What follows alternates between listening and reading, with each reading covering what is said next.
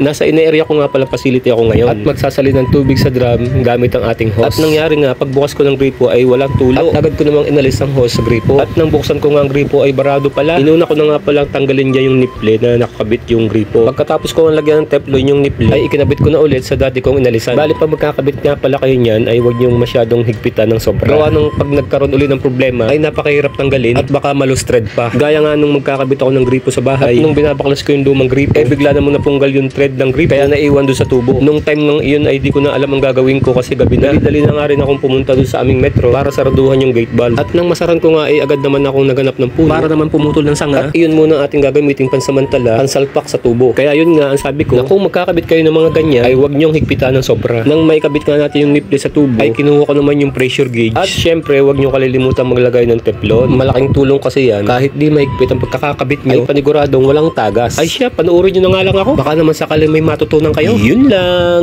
Ngek.